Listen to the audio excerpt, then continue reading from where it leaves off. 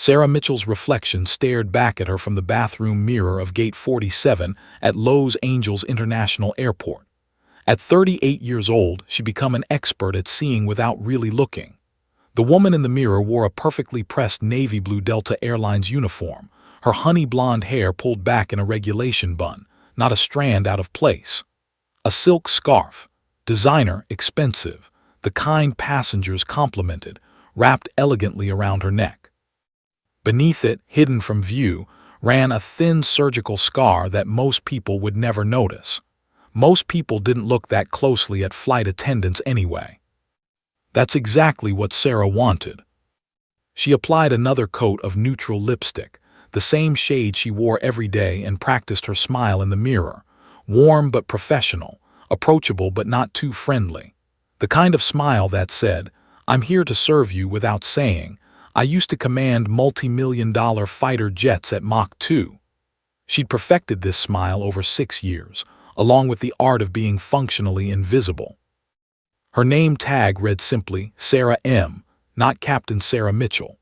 Certainly not the call sign that once made hardened combat pilots snap to attention in ready rooms from Virginia to Japan. That name was buried so deep, she sometimes convinced herself it had belonged to someone else entirely. Another woman, another lifetime, another version of herself who'd made different choices. Sarah stepped out of the bathroom and made her way through the busy terminal. Gate 47 was already boarding Flight 2847 to Washington, D.C. A routine transcontinental flight she'd worked dozens of times. She greeted her fellow crew members with the same pleasant demeanor she always wore. Jessica, a bubbly 24-year-old who'd been flying for only 8 months, bounced over with her usual enthusiasm. "Sarah, we're working first class together today. Did you see we have a full flight? Like completely packed." Sarah smiled. "Looks like it's going to be a busy one." "At least it's a daytime flight, right? I hate the red eyes." "Hey, did you see that super cute guy in uniform boarding? I think he's Air Force," Jessica whispered conspiratorially. Something tightened in Sarah's chest, but her smile never wavered. "I'm sure he's very nice. Come on, we should get on board and start the pre-flight check." The Boeing 777 was indeed packed, 287 passengers filling nearly every seat. Sarah moved through the cabin with practiced efficiency, checking overhead bins, helping passengers stow luggage, offering pillows and blankets. Her hands moved automatically through the routine. Smile, nod, assist, repeat. After 6 years, she could do this job in her sleep. But as she made her way down the aisle, her eyes caught sight of seat 14C. The young man Jessica had mentioned sat ramrod straight in his Air Force dress blues, couldn't have been more than 23 or 24 years old. His uniform was crisp, his hair regulation short, and he had that look, the one she remembered from 1,000 ready rooms. Nervous excitement mixed with pride, probably heading to a new assignment or maybe returning from leave. Their eyes met for a fraction of a second. Sarah looked away quickly, too quickly. She cursed herself silently. Normal flight attendants didn't flinch at the sight of military personnel. "Ma'am," the young airman said politely, "could I get a bottle of water when you have a chance?" "Of course," Sarah replied, her voice steady. "I'll bring that right over." As she walked toward the galley, she felt his eyes on her back. Did he notice something? Could he somehow sense that she'd worn the same uniform, flown missions he'd only dreamed about? No, that was paranoia talking. She was just another flight attendant. That's all she'd been for 6 years. That's all she wanted to be. The pre-flight safety demonstration began. Sarah stood in the aisle of the first-class cabin, demonstrating how to fasten a seatbelt as if the passengers, most of whom flew weekly, had never seen one before. She pointed out the emergency exits, held up the safety card, mimed putting on an oxygen mask. Her voice was calm, almost monotone, reciting words she'd said thousands of times. "In the event of a loss in cabin pressure, oxygen masks will drop from the panel above you. Place the mask over your nose and mouth and breathe normally." Breathe normally. The words felt like ash in her mouth. She'd said these same words yesterday and the day before and the day before that. But today, for some reason, they rang hollow. Maybe it was the young airman watching her from 14C, maybe it was the date. She'd checked that morning and realized it was almost 5 years to the day. 5 years since she'd walked away from everything. 5 years since Marcus. Sarah pushed the thought away violently, finishing the demonstration with her practiced smile intact. The captain's voice came over the intercom, warm and paternal. "Flight attendants, prepare for departure." She took her jump seat near the forward galley, buckling in as the massive aircraft pushed back from Gate 47. Through the small window beside her, she could see the sprawl of LAX falling away, the Pacific Ocean glinting in the morning sun beyond. In a few minutes, they'd be airborne, climbing to 35,000 feet for the 4-hour flight to Washington. Just another Tuesday, just another flight, just another day of being invisible. As Flight 2847's wheels left the runway and Los Angeles fell away beneath them, Sarah closed her eyes and took a deep breath. The engines roared, that familiar sound of thrust and power that once meant everything to her. Now it was just background noise, white noise, the sound of a life she'd chosen over the one she'd lost. She had no idea that in less than 2 hours, her two worlds would collide at 35,000 feet in the most devastating, unexpected way possible. She had no idea that the name she'd buried would be ripped from its grave. She had no idea that the young airman in 14C would end up being the least of her concerns. Some secrets stay hidden forever. Others are just waiting for the right moment to detonate. Sarah's moment was coming, and she was completely unprepared for it. The seatbelt sign dinged off. Time to start the beverage service. Time to smile and nod and pour coffee and be invisible. Time to pretend that Viper had never existed at all. The beverage cart rattled softly as Sarah pushed it down the aisle of first class. The familiar choreography of ice cubes clinking into plastic cups and coffee pouring into ceramic mugs filling her Tuesday morning. Outside the small oval windows, the landscape of Nevada stretched endlessly below, a patchwork of desert browns and dusty reds, mountains casting long shadows in the late morning sun. "Coffee or tea?" Sarah asked a businessman in seat 3A, her smile automatic. "Coffee black, please." She poured, handed him the cup, moved to the next row. Repeat. It was rhythmic, almost meditative. This was the part of the job she'd actually grown to appreciate, the simplicity of it. No split-second decisions that meant life or death. No calculations running through her head at supersonic speeds. Just coffee or tea, window or aisle, peanuts or pretzels. Flight 2847 had been airborne for just over 2 hours, cruising smoothly at 35,000 feet. The seatbelt sign remained off, and most passengers had settled into that mid-flight lull, some working on laptops, others dozing, a few watching movies on the seatback screens. Everything was perfectly, beautifully ordinary. Then Sarah felt it. It was subtle at first, barely perceptible, a change in the cabin pressure, or maybe just a shift in the air itself. Her hand paused mid-pour, coffee suspended over a cup. The businessman in 3A didn't notice. Jessica, working the cart behind her, was chatting cheerfully with a passenger about the weather in D.C., but Sarah noticed. Years of training, thousands of flight hours, countless missions where noticing the wrong thing 1 second too late meant not coming home. All of it had wired her nervous system differently. She tried to bury those instincts along with everything else, but some things ran too deep to ever fully erase. She set down the coffee pot carefully and glanced toward the cockpit. The door was closed, as always, but something about the quality of silence from that direction felt wrong. It was the same feeling she used to get seconds before her threat warning system would scream in her headset, that primal sense that danger was close, even if you couldn't see it yet. "Sarah, you okay?" Jessica's voice broke through her thoughts. "Yeah, I'm fine," Sarah lied smoothly, picking up the coffee pot again. "Just thought I heard something." But she hadn't heard anything, That was the problem. 30 seconds later, the cockpit radio crackled to life, loud enough that Sarah could hear it even through the closed door.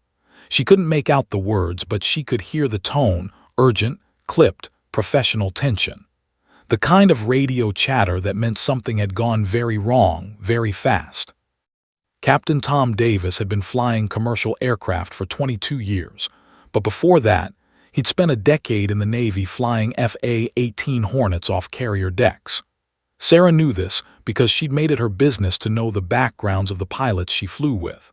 Old habits died hard. Davis was solid, unflappable, the kind of pilot who'd seen enough real emergencies that he didn't rattle easily. Which is why when his voice came over the cabin PA system, the slight tremor in it made Sarah's blood run cold. Ladies and gentlemen, this is Captain Davis. We're experiencing a situation that requires our attention. Please remain seated with your seatbelts fastened. Flight attendants, please return to your jump seats immediately. The cabin stirred. Passengers looked up from their screens, their books, their naps. The word situation hung in the air like smoke. It was deliberately vague, carefully chosen not to cause panic, but anyone who'd flown enough knew that when a captain used that word, it meant something serious was happening. Jessica's eyes were wide. What kind of situation? I don't know, Sarah said, already moving toward her jump seat near the forward galley. But her heart was pounding in a way it hadn't in years. That wasn't a routine announcement. Davis's voice had carried something she recognized too well, controlled fear. Through the cockpit door, she could hear more radio chatter, overlapping voices, some in the measured tones of air traffic control, and others with the distinct cadence of military communications. Then she heard it clearly, cutting through the static. Raptor flight in distress. Repeat, Raptor flight in distress. Sarah's hand froze on her seatbelt buckle. Raptor, F-22 Raptor, her aircraft, or rather what used to be her aircraft. The pieces started falling into place with horrifying clarity. They were over Nevada, which meant they were likely near Nellis Air Force Base, home to some of the most advanced fighter training in the world. F-22s ran training exercises over this airspace constantly, and something had gone catastrophically wrong. More voices crackled through, words bleeding together. Oxygen system failure, pilot unresponsive, losing altitude. Oxygen system failure. The words hit Sarah like a physical blow. Her vision tunneled. The cabin around her seemed to recede, replaced by another cockpit, another voice, another day 5 years ago when those same words had meant the end of everything. Ma'am, the young airman from 14C had unbuckled despite the captain's instructions and was standing in the aisle. Ma'am, I'm Air Force. I can hear the emergency traffic. Is there anything I can? Sit down and buckle your seatbelt, Sarah said, her voice sharper than she intended. The young man flinched but complied. Through the cockpit door, Captain Davis's voice rose above the radio noise. How close is the distressed aircraft to our position? A pause, then the response from ATC. Inside 5 miles, descending through your altitude. We're vectoring you away, but the pilot is hypoxic and not responding to commands. Recommend immediate course deviation. 5 miles. At the speeds an F-22 could travel, that was nothing. That was a blink. And if the pilot was hypoxic, suffering from lack of oxygen, he was probably already dying, his brain shutting down cell by cell, his hands growing sluggish on the controls, his vision graying out at the edges. Just like Marcus. Sarah's breathing had become shallow. She realized her hands were gripping the armrests of her jump seat hard enough that her knuckles had gone white. Around her, passengers were murmuring nervously, sensing the tension but not understanding its source. Jessica caught her eye from across the galley, mouthing, "What's happening?" Sarah couldn't answer because she was no longer just a flight attendant listening to an emergency. She was a pilot, a fighter pilot, and every instinct she'd spent 6 years suppressing was roaring back to life. She knew exactly what was happening in that F-22. She knew the sequence of system failures, the symptoms the pilot was experiencing, the narrowing window of time before unconsciousness and death. She knew because she'd studied every detail of that exact failure mode. She'd read the accident report so many times she'd memorized it. She'd replayed the cockpit voice recordings in her head 1,000 sleepless nights. It was how Marcus had died. The intercom crackled again. Captain Davis's voice was tighter now, the fear less controlled. "This is Captain Davis. I need to know immediately if there are any current or former military pilots on board this aircraft. If you have flight experience with fighter aircraft, please identify yourself to a flight attendant right now." The cabin went silent. 287 passengers looked around at each other. The young airman in 14C started to raise his hand. He probably had some flight training, but Sarah was already moving. She unbuckled her seatbelt and stood, her legs carrying her toward the cockpit on autopilot. 6 years of hiding, 6 years of running, 6 years of pretending to be someone else, all of it evaporated in an instant. Because somewhere out there, 5 miles away and closing, a pilot was dying in an F-22 Raptor. And Sarah Mitchell, call sign Viper, the best damn Raptor pilot her generation had ever produced, was the only person on this aircraft who might be able to save him. Her hand reached for the cockpit door, knocking 3 times in rapid succession. The old signal, the one that meant pilot on deck.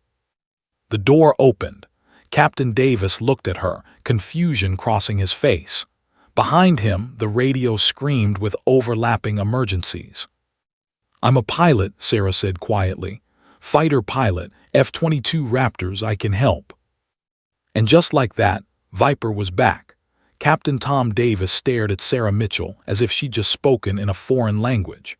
Behind him, the cockpit of the Boeing 777 was a chaos of flashing lights, radio chatter, and the low hum of emergency frequencies bleeding through multiple channels. His co-pilot, Jake Morrison, was frantically adjusting their course while simultaneously monitoring the military traffic that had invaded their airspace. "You're a what?" Davis asked, his voice barely audible over the cacophony. "Fighter pilot," Sarah repeated, stepping fully into the cockpit doorway. Her heart was hammering, but her voice was steady. "F-22 Raptors, 10 years active duty. I can help with this." Davis's eyes swept over her Delta uniform, the silk scarf, the name tag that read simply Sarah M. His brain was clearly struggling to reconcile the image in front of him with the words coming out of her mouth. In the background, the radio screamed, "Raptor 27, respond. 27, if you can hear me, rock your wings. Anything." The pilot wasn't responding. He was dying.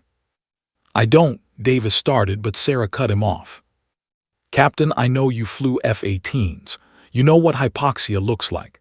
That pilot has maybe 2 minutes before he loses consciousness completely, and when that happens, he's going to auger into the desert at 600 miles per hour. She pointed at the radio. "I know that aircraft, I know those systems, and I know what he's experiencing right now. Let me help." Something in her tone, the absolute certainty, the command presence that had nothing to do with serving beverages in coach, made Davis's decision for him. He grabbed the spare headset from its hook and thrust it toward her. "Jake, give her your seat," he ordered. The co-pilot didn't argue. He unbuckled and slid sideways, making room for Sarah to slip into the right-hand seat. She settled in, the headset feeling both foreign and intimately familiar as she adjusted it over her ears. Through the cockpit windows, the Nevada desert stretched endlessly below, and somewhere in that vast expanse of nothing, an F-22 Raptor was falling from the sky. Sarah keyed the microphone, her finger finding the button instinctively despite 6 years away from any flight controls. "Nellie's Tower, this is Delta Flight 2847. I have fighter pilot experience, and I'm prepared to assist with the emergency if you need guidance for the distressed aircraft." There was a pause. Then a new voice came through, not air traffic control, but a military controller, male, professional, but with an edge of desperation. Delta 2847, say again your last. Nelly's, Delta 2847, has a qualified F-22 pilot on board who can provide emergency assistance to your distressed Raptor. Another pause, longer this time. She could almost hear the controllers looking at each other, wondering if this was real or if they'd just heard a commercial flight attendant claim to be a fighter pilot. But they were out of options and out of time. Delta 2847, stand by for Raptor flight lead. The radio crackled, and suddenly Sarah was listening to a different voice, one coming from inside a cockpit, strained with fear and adrenaline. The voice of a fighter pilot watching his wingman die. Delta Flight, this is Torch. My wingman, call sign Hawk, is hypoxic. Oxygen system failure. He's at 26,000 feet and descending, not responding to commands. I've been trying to talk him through emergency procedures, but the voice cracked. He's fatting. I'm losing him. Sarah closed her eyes for a brief second, centering herself. Then she opened them and keyed the mic. Torch, this is Delta 2847. Put me on Hawk's frequency. I'll walk him through it. Who is this? Torch demanded. Who am I talking to? Sarah hesitated. She'd spent 6 years burying this name, pretending it didn't exist, running from everything it represented. But that pilot out there didn't have 6 seconds, let alone 6 years. She took a breath and spoke the name she'd sworn she'd never use again. This is Viper. The radio went completely silent. Not static, not background chatter. Complete and total silence, as if every person on every frequency had simultaneously stopped breathing. Then from Torch's cockpit, a single word, what? Sarah's voice was calm, almost gentle. You heard me, Torch. Call sign Viper. Now put me through to Hawk before we lose him. But instead of compliance, there was chaos. Multiple voices erupted simultaneously across the military frequency. Did she just say Viper? That's impossible. Viper's not. And then cutting through everything else, a third voice.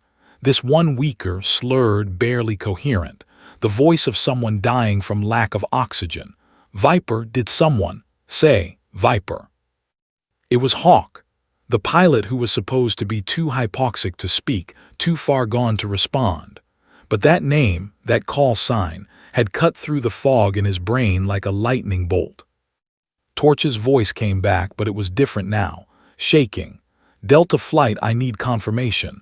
Are you saying you're Captain Sarah Viper Mitchell, the Viper? In the cockpit, Captain Davis's head snapped towards Sarah, his eyes wide. Viper, he repeated. As in the Damascus maneuver Viper, the pilot who... Yes, Sarah said quietly, then keyed the mic again. Torch, we don't have time for verification. Hawk's running out of time. I need you to trust me. Ma'am, Torch's voice was suddenly formal, almost reverent, despite the emergency. If you're really Viper, then Hawk just got the only chance he's got, putting you through now. The frequency switched, and suddenly Sarah could hear it. The labored breathing, the slight wheeze, the sound of a pilot struggling to stay conscious at 25,000 feet with a failed oxygen system. It was like listening to a ghost, like hearing Marcus again. Hawk, she said firmly, pushing away the memories that threatened to drown her. Hawk, this is Viper. Can you hear me? A long pause, then, Viper, the Viper from the stories. Despite everything, Sarah almost smiled. Stories. She'd become a story, a legend whispered in ready rooms, the first woman to earn the Distinguished Flying Cross in air-to-air combat, the pilot who'd saved 3 aircraft in one engagement by doing things with an F-22 that physics said shouldn't work, the one they called Viper because she struck fast, struck hard, and never missed. But she'd also become something else, a cautionary tale, the pilot who'd quit at the peak of her career, the one who'd walked away after her brother, another Raptor pilot, had died in a training accident eerily similar to this one. Nobody knew the full story of why Captain Sarah Mitchell had disappeared. They just knew that one day Viper was there, and the next day she was gone. "Yes, Hawk," Sarah said, her voice cutting through his confusion.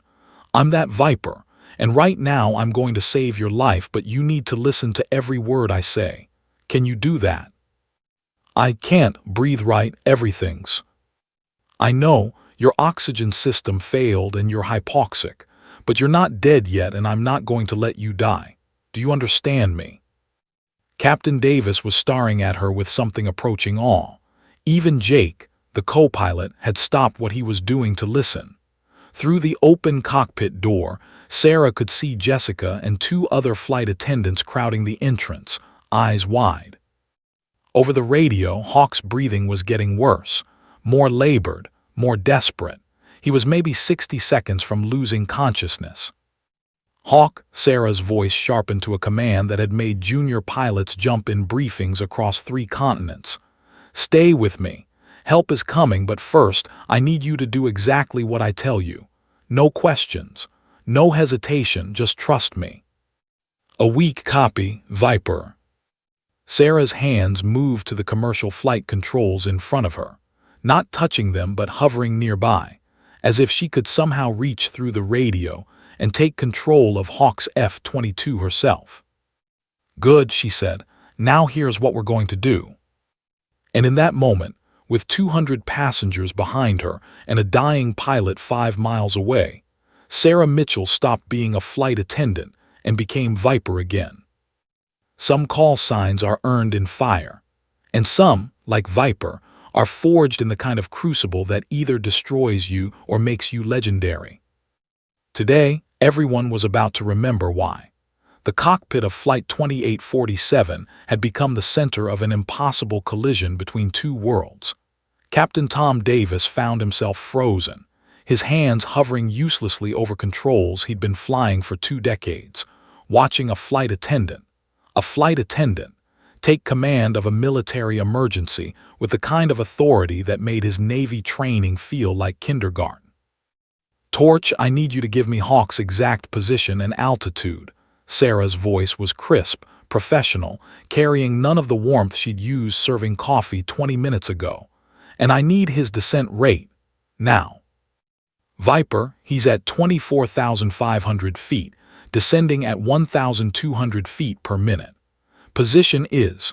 Torch rattled off coordinates that meant nothing to the commercial pilots but everything to Sarah. In the doorway behind her, the crowd of flight attendants had grown. Word was spreading through the cabin in whispers. Something impossible was happening. The young airman from 14C had unbuckled again and was standing in the aisle, his face pressed against the cockpit door frame, watching with an expression caught between disbelief and reverence. "Ma'am," he whispered to Jessica, "do you know who that is?" Jessica shook her head, confused. "That's Sarah. She's been flying with Delta for like 6 years." "No," the airman breathed, his voice trembling. "That's Captain Sarah Mitchell, call sign Viper. She's a legend. They teach about her at the academy. The Damascus maneuver, she's the pilot who—" But Davis held up a hand, silencing them. He needed to hear this. Over the radio, another voice crackled in, older, authoritative, clearly a senior officer.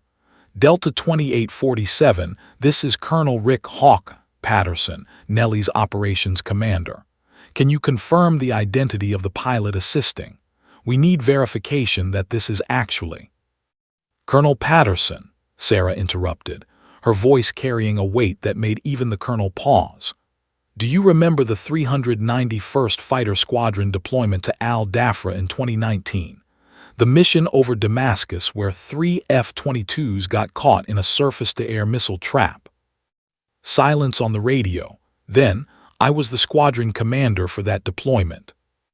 "Then you remember what happened on November 12th when Venom, Diesel, and Maverick got boxed in by 6 Syrian aircraft and a missile battery that air intelligence didn't know existed." Davis saw the colonel's hesitation transmitted through radio waves. "I remember. Someone pulled off a maneuver that saved all 3 aircraft. Command still doesn't understand how it was done. It was done, Sarah said quietly, by accepting a missile lock, inverting at Mach 1.8, cutting thrust to 0, and free-falling 4,000 feet to drop below the engagement envelope while simultaneously deploying chaff in a pattern that made 4 aircraft look like 12 on radar. Then lighting the afterburners and climbing vertical through the confusion, while the other 3 pilots used the distraction to break contact. Complete silence filled every frequency. The after-action report, Sarah continued, said it was aerodynamically impossible and tactically insane. You wrote in your assessment that whoever flew that profile either had a death wish or skills beyond any pilot you'd ever commanded. She paused. I didn't have a death wish, Colonel. I just had 3 pilots to bring home. Dear God, Patterson's voice was barely a whisper. It really is you. Viper, I thought you'd after your brother. I did, Sarah cut him off. But that discussion can wait. Right now, you have a pilot dying in one of my aircraft and I'm not losing another one. Understood? Understood, Captain. The channel is yours. In the commercial cockpit, Jake Morrison, the co-pilot, had pulled out his phone and was frantically typing. His face had gone pale. Captain Davis, he said, his voice shaking. I just looked her up. Captain Sarah Mitchell, first woman to fly combat missions in the F-22, Distinguished Flying Cross with Valor, Silver Star. She has 3 confirmed air-to-air kills and is credited with saving 14 pilots during her 10-year career. He looked up at Sarah as if seeing an actual ghost. Sir, she didn't just fly F-22s. She was the top Raptor pilot in the entire Air Force. They were grooming her for general. Davis felt his world tilting.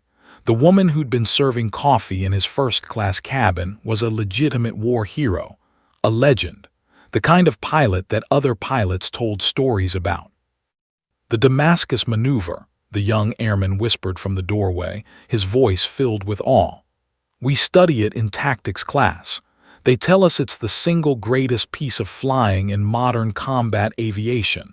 Nobody's ever replicated it. Nobody's even tried. But Sarah wasn't listening to any of them. Her entire focus was on the radio, on the sound of Hawk's labored breathing, on the mental calculations running through her head at light speed. She'd done this before, not exactly this, but close enough.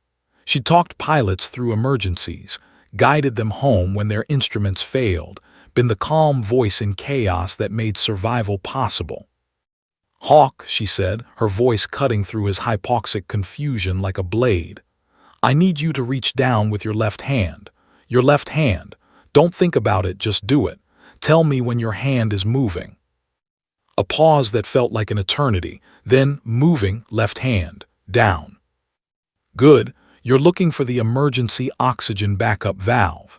It's yellow, about the size of a tennis ball, located on the lower left side of your ejection seat. It's separate from your primary oxygen system. Do you feel anything? Hawk's breathing was getting worse. The hypoxia was advancing. At this stage, his brain was shutting down, cognitive function deteriorating by the second. Most pilots would have already lost consciousness. The only thing keeping Hawk awake was sheer willpower and the knowledge that Viper was on the other end of the radio. Because every fighter pilot in the Air Force knew the stories. They knew that if Viper was talking you through an emergency, you followed her instructions exactly and you didn't die. It was that simple. She'd never lost a pilot she was guiding. Never. In 10 years and dozens of emergencies, Viper's record was perfect. Can't find it. Hawk's voice was barely audible. Sarah's jaw tightened. She closed her eyes, visualizing the cockpit of an F-22 as clearly as if she were sitting in it. Every switch, every gauge, every control surface mapped in her memory with perfect clarity. Hawk, move your hand 2 inches forward and 3 inches lower. There's a seam in the seat cushion. The valve is just below that seam. I can't. Yes, you can, Sarah's voice turned to steel. You're an F-22 pilot. You're one of the best trained aviators in the world. Your brain is trying to shut down, but your training is still there. Trust your training. Trust your hands. Find that valve. Torch's voice broke in. "Viper, he's at 22,000 feet. If he doesn't get oxygen in the next 30 seconds." "I know what happens, Torch," Sarah snapped. "Hawk, find THAT valve now." The seconds stretched into years. The cockpit held its breath. 200 passengers behind them had no idea that their flight attendant was fighting to save a man's life 5 miles away, using nothing but her voice and a decade of experience that most people didn't know she had. Then weakly, "Got it, found it." "Twist it counterclockwise," Sarah commanded. 3 full rotations, do it while I count. 1. She could hear him struggling, his breath coming in short gasps. 2. A small sound, like a valve releasing pressure. 3. And then like a miracle, Hawk's breathing changed. Deeper, stronger, clearer. It's working." His voice was suddenly more alert, more present. "Oh God, Viper, it's working. I can breathe, I can think." The cockpit erupted. Jake let out a whoop. Captain Davis sagged in his seat. In the doorway, Jessica was crying. The young airman was literally shaking. But Sarah wasn't celebrating yet. "Hawk, you're not out of this yet. That backup oxygen will buy you time, but not much. I need you to level off at your current altitude and start heading toward Nellie's. Torch, you stay on his wing and guide him in. Hawk, you follow Torch's instructions exactly. If you start feeling lightheaded again, you tell me immediately. Understood?" "Copy, Viper." Hawk's voice was filled with emotion. Thank you, you just saved my life." Over the radio, Colonel Patterson's voice returned. "All aircraft, Hawk is stable and RTB. Delta 2847, the United States Air Force owes you a debt of." But Sarah had already removed her headset, her hands shaking now that the adrenaline was fatting. She'd done it. She'd saved him. She'd saved the life she couldn't save 5 years ago. Sarah's hands were shaking. That never happened. Not during the Damascus mission when 6 enemy aircraft had her locked. Not during the emergency landing in Kuwait when her hydraulics failed at 400 knots. Not even during her first combat sortie when she was so terrified she could taste metal. Viper's hands never shook. But they were shaking now. She sat in the co-pilot seat of Flight 2847, the headset dangling from her fingers, staring at the instrument panel without really seeing it. Around her, the cockpit buzzed with energy. Captain Davis was coordinating with air traffic control. Jake was updating their flight path. Voices crackled over the radio confirming Hawk's safe approach to Nellie's. Everyone was celebrating. They just witnessed something impossible, something miraculous. Everyone except Sarah. "Ma'am," the young airman from 14C had somehow made it fully into the cockpit doorway. "Ma'am, I've never seen anything like that. You saved his life. You're a hero." Sarah looked at him and saw his face. So young, so eager, so naive about what war and flying and death really meant. He probably had a poster of an F-22 in his dorm room. Probably dreamed of flying combat missions. Probably thought being Viper meant glory and medals and stories to tell at bars. He had no idea what it actually cost. "Get back to your seat," she said quietly. Not unkindly, but with a flatness that made him flinch and retreat. Captain Davis turned to her, his face split in a huge grin. "Sarah, or should I say Captain Mitchell, that was the most incredible thing I've ever witnessed. How did you stay so calm? How did you?" "I need a minute," Sarah interrupted, unbuckling from the seat. "Can someone else take over for the rest of the flight?" Davis's smile faltered. "Are you okay?" "I'm fine, just need to." She couldn't finish the sentence. She just needed out of the cockpit, out of this uniform, out of her own skin. She pushed past Jessica and the other flight attendants, ignoring their questions and congratulations, and made her way down the aisle toward the rear galley. Passengers watched her pass. Word had spread somehow, whispers following her like a wake. "That's her. The flight attendant who's actually a fighter pilot. She just saved someone's life." Sarah locked herself in the rear lavatory and braced her hands against the small sink, staring at her reflection in the mirror. The same face that had looked back at her before takeoff, but now the mask was cracking. The carefully constructed persona of Sarah, the flight attendant, was fracturing, and underneath it, Viper was bleeding through. And with Viper came all the memories she'd spent 6 years trying to bury. Her phone buzzed in her pocket. She pulled it out with trembling hands and saw a text from an unknown number. "Captain Mitchell, this is Carl Patterson. Hawk is on the ground, safe. Thanks to you. We need to talk. Please call when you land." Hawk was safe. Marcus hadn't been safe. The memory hit her like a missile, sharp, devastating, precisely targeted at the weakest part of her defenses. 5 years ago, almost to the day, November 15th, 2020. Sarah had been on the ground at Nellie's, sitting in the squadron-ready room, reviewing flight plans for an upcoming deployment. It was supposed to be a routine training day. Her younger brother Marcus, call sign Raptor, because of course he'd wanted a call sign that matched the aircraft, was up with his squadron running oxygen system emergency drills. Ironic, really. They were practicing for the exact scenario that was about to kill him. She'd been drinking coffee, laughing with another pilot about something stupid, when the radio call came through. "Mayday, Mayday, Raptor experiencing oxygen system failure." Everything after that had happened in slow motion and at light speed simultaneously. She'd rushed to the radio, listening helplessly as Marcus's wingman, a pilot named Steele, tried to talk him through the emergency procedures. The same procedures she'd just used to save Hawk. But with Marcus, nothing worked. "Can't breathe, everything's going dark," Marcus's voice on the radio slurred and fatting. "Marcus, stay with me," Steele's voice desperate. "Find the backup valve." "Can't find it, Sarah, tell Sarah." And then nothing. Just the sound of a jet engine at full thrust and no pilot conscious enough to control it. The F-22 had augured into the Nevada desert at 600 miles per hour, carrying Marcus with it. No ejection. No last-minute miracle. Just physics and gravity and a failed oxygen system that killed one of the best young pilots the Air Force had. Sarah had been standing in that ready room, listening to her baby brother die, completely powerless to save him. The investigation later revealed that Marcus's emergency backup oxygen valve had been installed incorrectly during maintenance, positioned 2 inches off from where it should have been. 2 inches.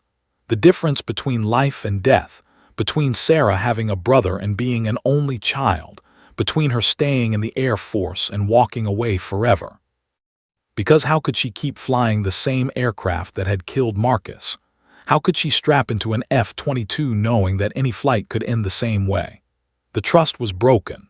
The love for flying that had defined her entire life since she was 6 years old and saw her first fighter jet gone. Replaced by fear and grief and rage at the universe for taking the one person who'd understood her completely. Marcus was supposed to be the one with the long career, the one who'd make general, the one who'd change the Air Force from the inside. Sarah had always been the wild card, the rule breaker, the pilot who did things that made instructors either furious or awestruck. But Marcus was the golden boy, smart, disciplined, beloved by everyone. And now he was ash scattered over the desert he died in.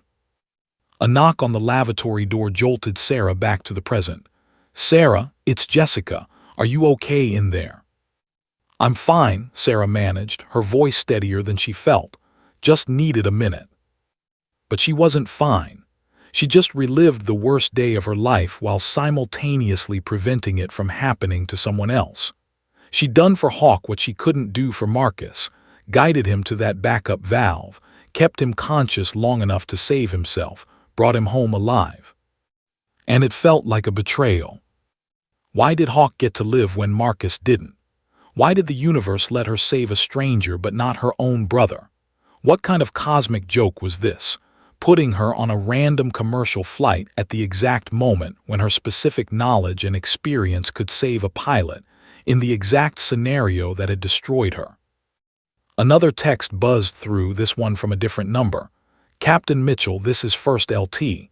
James Rodriguez, call sign Hawk. I don't have words. You gave me my life back. Thank you, please, I need to talk to you. When you land, please. Sarah's hand tightened on the phone. Hawk wanted to thank her. Of course he did. He was alive because of her. His family would get to see him again. His friends would buy him drinks and slap his back and joke about how he almost bought it. He'd have a story to tell for the rest of his career. All the things Marcus would never have. A third knock, more insistent. Sarah, Captain Davis wants to know if you're able to work the rest of the flight or if you need to be relieved.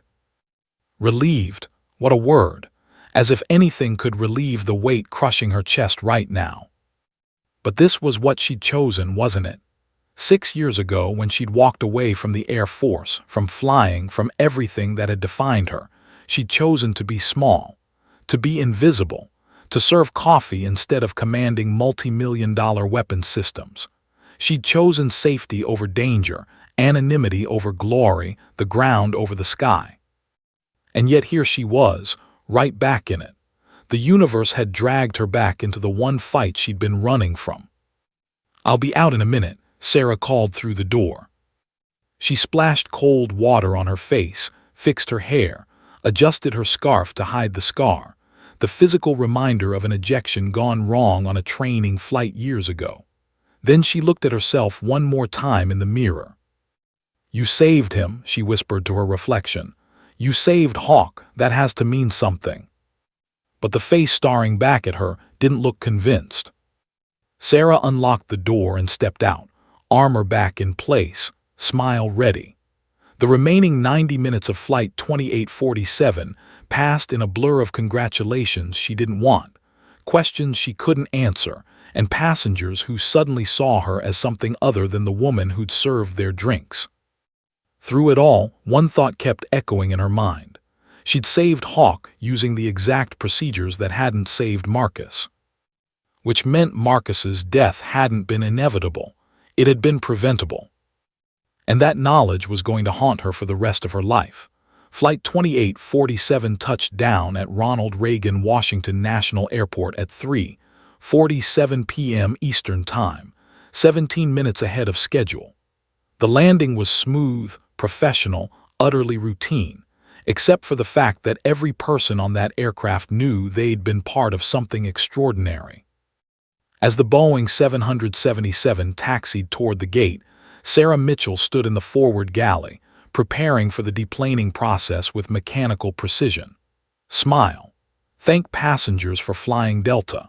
Wish them a pleasant stay in Washington. Repeat 287 times. It was easier to focus on the routine than to think about what was waiting for her beyond that aircraft door. Captain Davis emerged from the cockpit as the plane came to a stop at the gate. "Sarah," he said quietly, "there are some people here to see you. Air Force personnel. They're waiting at the gate." Of course they were. Sarah had known this was coming from the moment she'd spoken her call sign over that radio. You didn't just materialize out of nowhere, save a pilot's life, and then disappear back into anonymity. The Air Force wanted answers.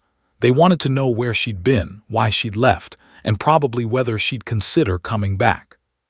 The answer to that last question was a hard no, but she owed them a conversation at least. "Tell them I'll be out in a few minutes," Sarah said. "I need to help with deplaning first." Davis looked like he wanted to argue, but something in her expression stopped him. "All right, but Sarah," he hesitated. "What you did today was remarkable. I've been flying for 30 years and I've never seen anything like it. If you need anything, a recommendation, a reference, anything, you let me know." Sarah nodded, not trusting herself to speak. The passengers deplaned slowly, many stopping to shake her hand, to thank her, to tell her she was a hero. The young airman from 14C was one of the last off. He snapped to attention when he reached her, rendering a crisp salute that was entirely inappropriate for a flight attendant but somehow felt right. "Ma'am," he said, his voice thick with emotion. "It was an honor to be on your aircraft today. I'm going to tell my grandkids about this." "Fly safe," Sarah managed. returning a slight nod that wasn't quite a salute but carried the same weight. Then the aircraft was empty except for the crew, and Sarah couldn't delay any longer. She stepped off the jetway into the gate area and immediately spotted them, 3 Air Force officers in dress blues, standing apart from the civilian crowd. One she recognized, Colonel Rick Hawk Patterson, older now than in her memories but still carrying himself with the same command presence. The other 2 were younger, probably majors or lieutenant colonels. But it was the 4th person who made Sarah's breath catch, a young man in a flight suit, fresh off a jet, still wearing his harness. First Lieutenant James Rodriguez, call sign Hawk, the pilot she just saved. He saw her at the same moment, and his face transformed. Without any regard for protocol or decorum, he crossed the distance between them in long strides and wrapped her in a fierce hug. "Captain Mitchell," his voice broke, "I'm alive because of you. My wife is going to get to see me again. My daughter, my 3-year-old daughter, still has a father because you were on that flight today." Sarah stood rigid in his embrace, her arms at her sides. A daughter. Hawk had a daughter. Marcus would never have children, would never get married, would never. "Lieutenant," she said carefully, gently extracting herself from the hug, "I'm glad you're safe, but I'm not Captain Mitchell anymore. I'm just Sarah, a flight attendant." "Like hell you are," Colonel Patterson said, approaching with the other officers. "Captain Mitchell, it's been 5 years. We thought you'd disappeared completely. No one knew where you'd gone after you resigned your commission." "I wanted it that way," Sarah said simply. Patterson studied her face and she could see him doing the math, putting together pieces. "This is about Marcus, isn't it? Your brother, the accident." Just hearing Marcus's name spoken aloud in this context felt like a knife to the ribs.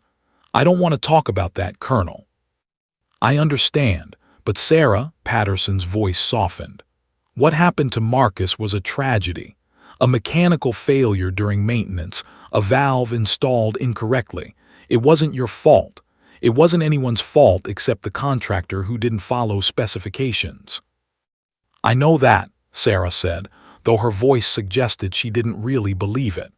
"But knowing it intellectually and feeling it are 2 different things." Hawk stepped forward again, his young face earnest. "Ma'am, there's something you need to know, something I need to tell you about Marcus." Sarah's stomach dropped. "What about him?" "Captain Marcus Mitchell was my instructor pilot during my initial F-22 training," Hawk said, his words tumbling out quickly as if he'd been holding them in for too long. "This was about 6 months before the accident. He was the best instructor I ever had, patient, brilliant, pushed us to be better than we thought we could be." Sarah felt tears burning behind her eyes but refused to let them fall. "Marcus was good at that." "He talked about you constantly," Hawk continued. "His sister Viper. He showed us a picture once, you in your flight suit standing in front of your Raptor. He said, 'That's my sister. She's the best pilot I know. Better than me, better than any of you will ever be. And if you're ever in trouble up there, if you ever need someone to believe in, you pray that Viper's on the other end of the radio because she will bring you home. She always brings her people home.'" The tears came then, hot and unstoppable. Sarah tried to wipe them away, but they kept coming. "He was so proud of you," Hawk said softly. "And today, when I was up there dying, when my vision was going gray and I couldn't think straight, the only thing that kept me conscious was knowing Viper was talking to me.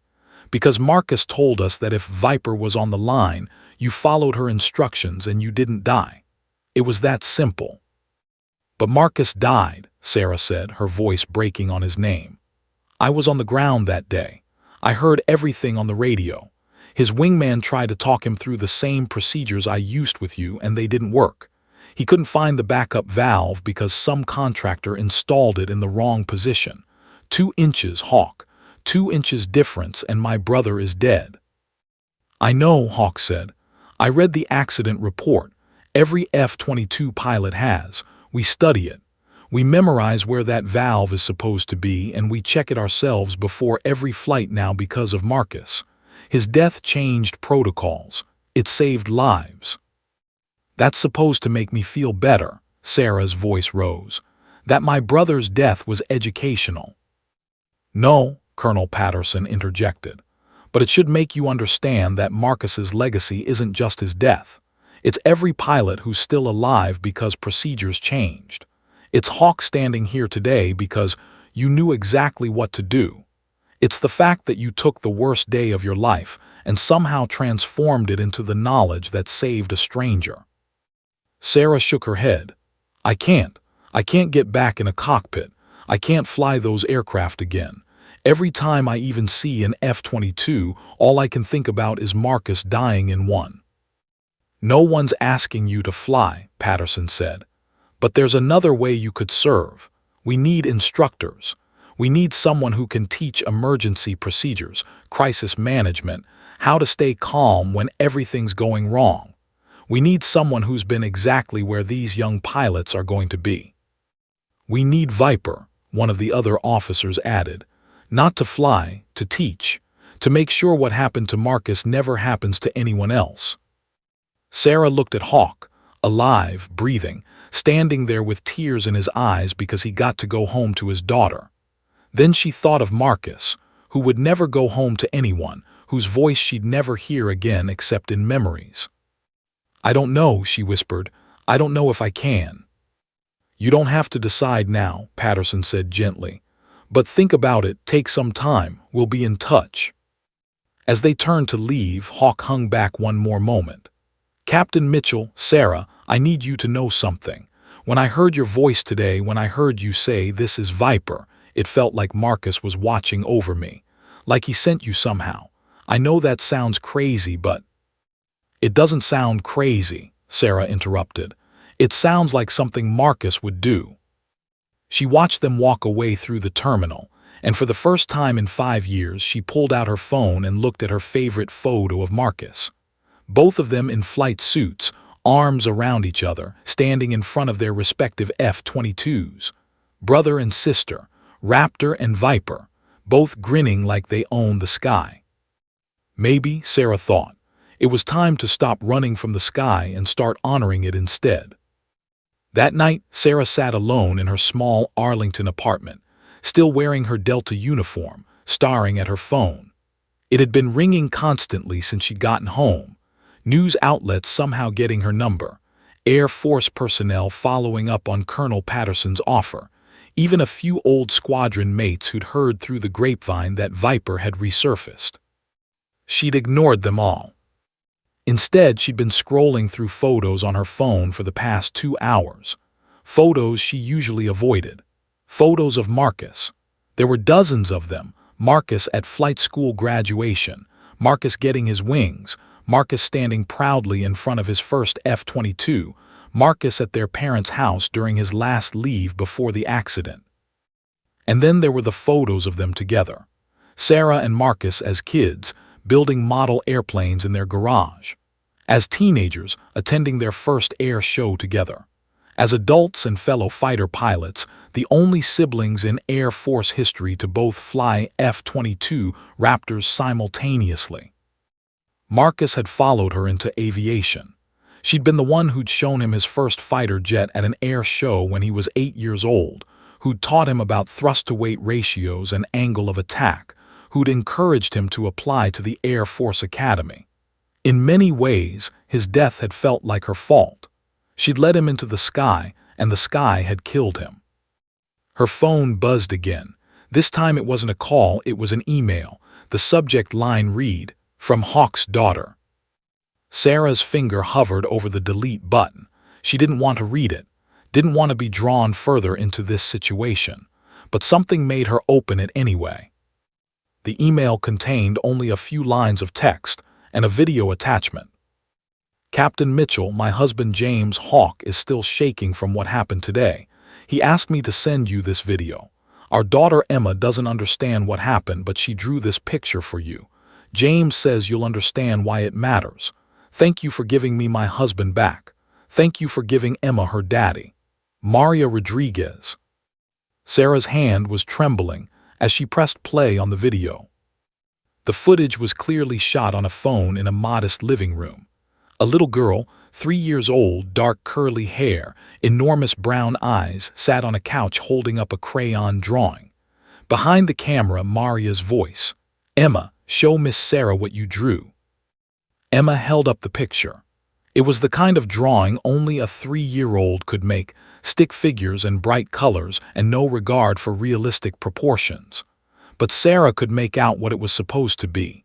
2 airplanes in a bright blue sky, and below them, a stick figure with yellow hair and a huge smile.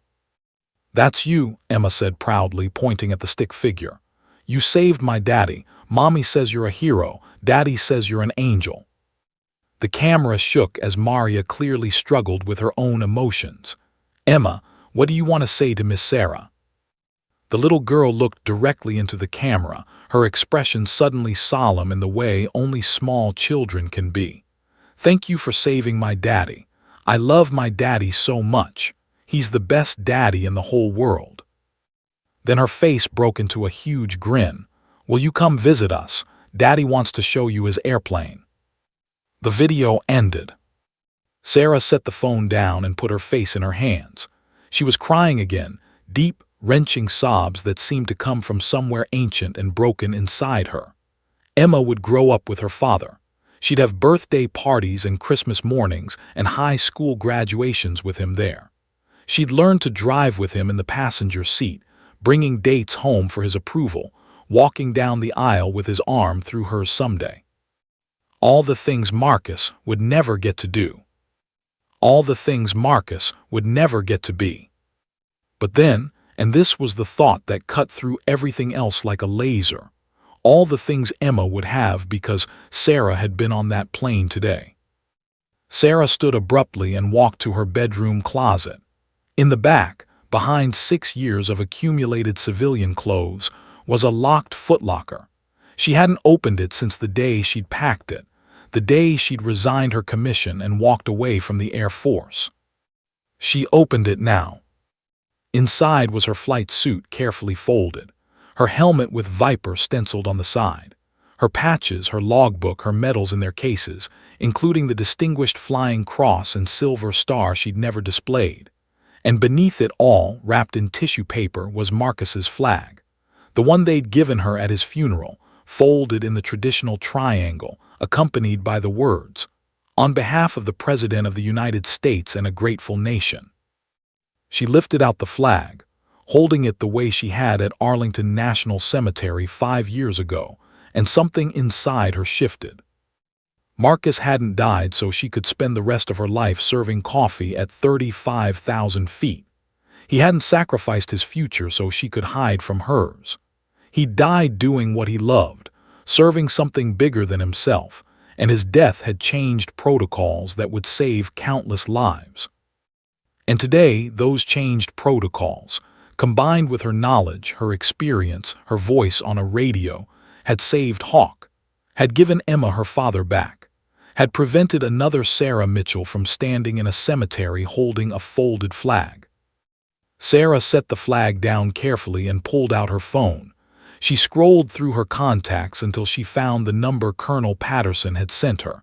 It was nearly midnight, but she didn't care. She pressed call. He answered on the second ring, "Captain Mitchell."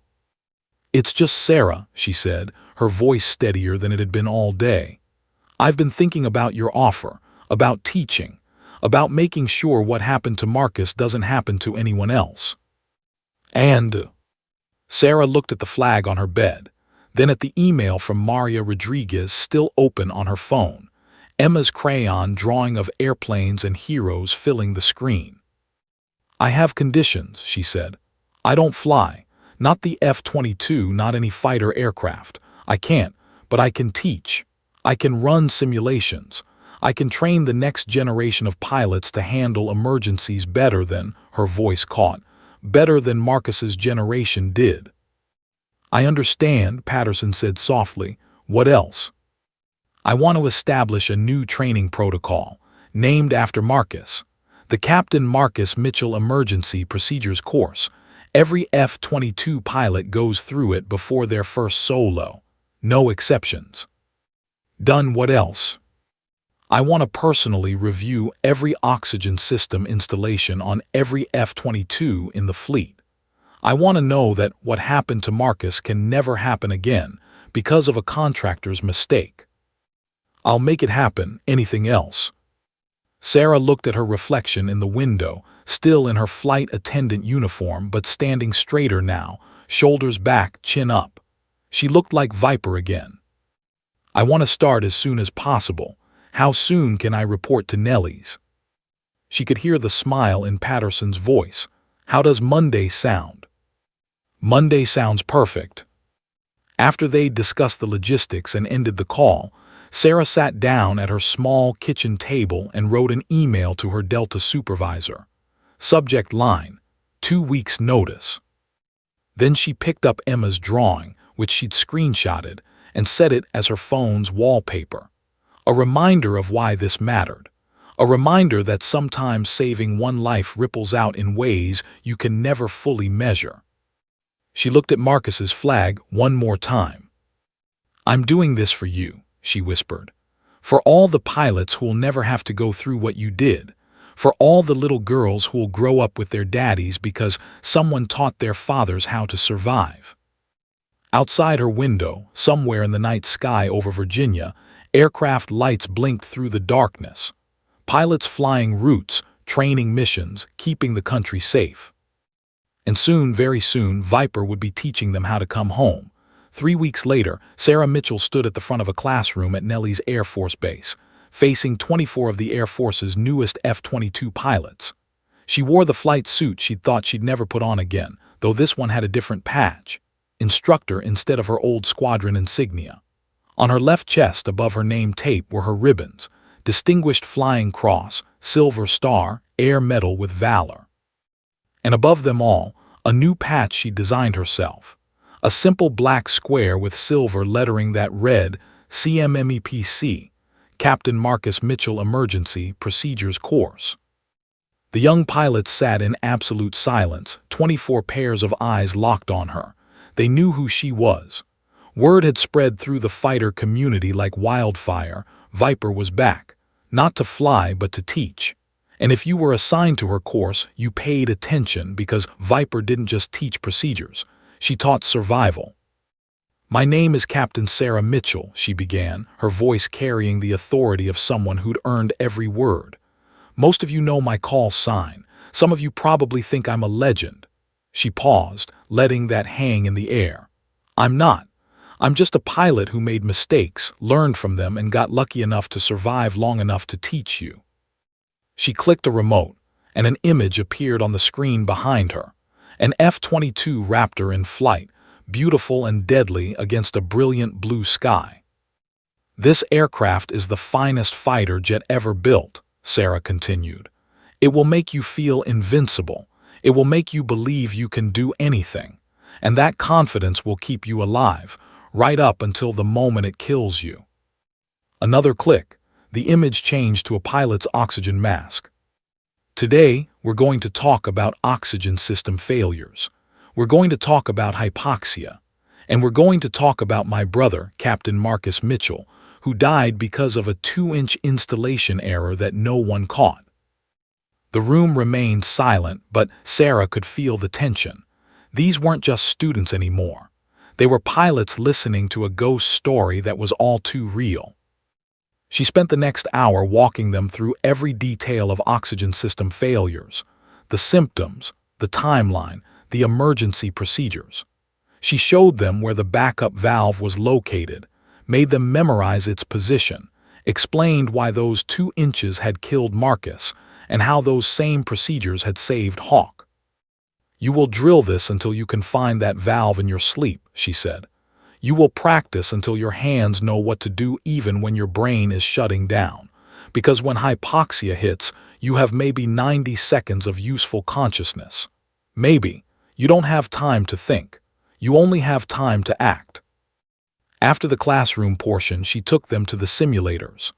One by one, she put each pilot through an oxygen failure scenario, watching how they responded, timing them, critiquing every movement. Most of them failed the first time. Some failed twice. But by the end of the day, all 24 could find that backup valve within the critical time window.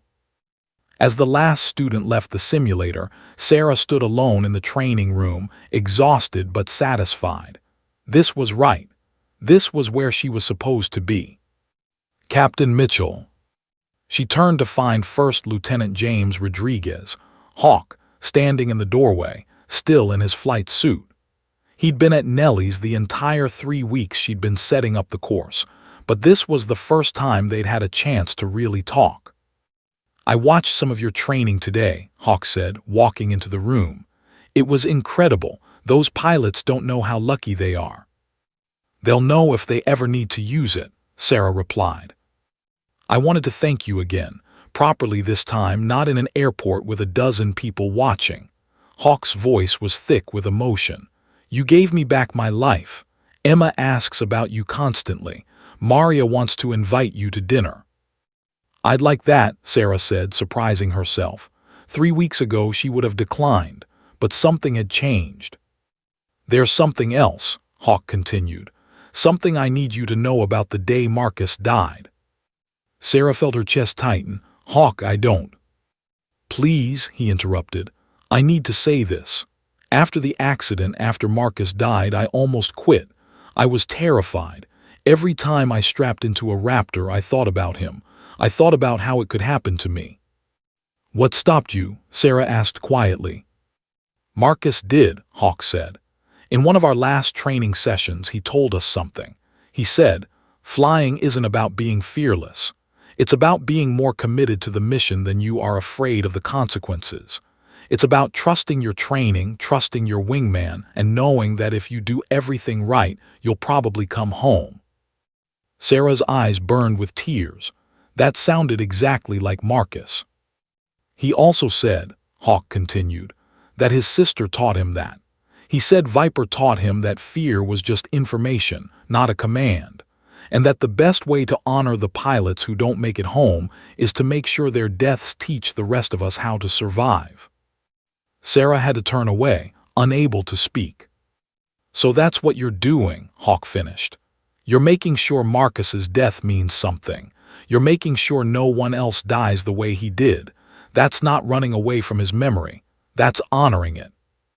For 5 years, Sarah had believed that walking away from flying was the only way to cope with losing Marcus. But standing here, in this training room, having just taught 24 pilots how to survive the scenario that killed her brother, she realized Hawk was right. This was how she honored Marcus, not by hiding, by teaching. 2 months later, Sarah stood in the same ready room where she'd heard Marcus die 5 years ago. But this time was different. This time, she was listening to a pilot she'd personally trained, a young woman named Rachel Phoenix Chen, successfully handle an oxygen system failure at 28,000 feet. "Phoenix, this is Viper on the ground. You're doing great. Talk me through what you're feeling." "Dizzy, vision narrowing, but I've got the backup valve activating now." Seconds later, oxygen flowing, symptoms clearing, "I'm okay. Holy hell, I'm okay." The ready room erupted in cheers. Sarah felt tears streaming down her face, but this time they were tears of relief, of pride, of something that felt like redemption. That evening she drove out to the Nevada desert, to the memorial that had been erected at the site where Marcus's F-22 had crashed. It was simple, a black marble stone with his name, rank, and dates. She'd only been here once before, at the dedication ceremony 6 months after his death. She hadn't been able to come back since. But now she could. She knelt in front of the stone and placed her hand on the smooth marble, still warm from the desert sun. "I'm back, Marcus," she whispered. "I'm flying again. Well, not flying, but I'm back in the fight, and I'm making sure what happened to you never happens to anyone else." The wind whispered across the desert, carrying with it the distant sound of F-22 engines. Somewhere, pilots were training, learning, preparing. "Phoenix survived today because of you," Sarah continued. "Because your death changed protocols. Because you taught me that fear is just information. because you showed me what it means to serve something bigger than yourself." She pulled out her phone and looked at Emma's crayon drawing, which she still kept as her wallpaper. Then she looked at a new photo, one taken last week of her entire class of 24 students, all of them wearing patches that read CMMEPC graduate. "I'm going to bring them all home, Marcus," she said. "Every single one. That's my mission now. That's how I honor you." As she stood to leave, Sarah looked up at the sky, endless, blue, infinite with possibility. For 5 years she'd been afraid of that sky, haunted by it, running from it. But not anymore. Call sign Viper wasn't just back. She'd found her purpose again. And this time she wasn't flying alone. She was carrying Marcus with her, along with every pilot she'd trained, every life she'd saved, every family that wouldn't have to stand at a memorial stone wondering why. She was a teacher now, a guardian, a voice on the radio that meant survival. And somewhere she knew Marcus was proud. Sarah Mitchell walked back to her car as the sun set over the Nevada desert, painting the sky in brilliant oranges and reds. Behind her, the memorial stone caught the last light of day. Ahead of her, at Nellis Air Force Base, 24 pilots slept soundly, better prepared for the dangers they'd face. Tomorrow she'd train 24 more. And the day after that, 24 more. One pilot at a time, one life at a time, one family at a time. Viper had come home. Not to the sky, but to something better, to purpose, to meaning, to the knowledge that sometimes the greatest act of courage isn't flying into danger, but teaching others how to fly out of it. The end.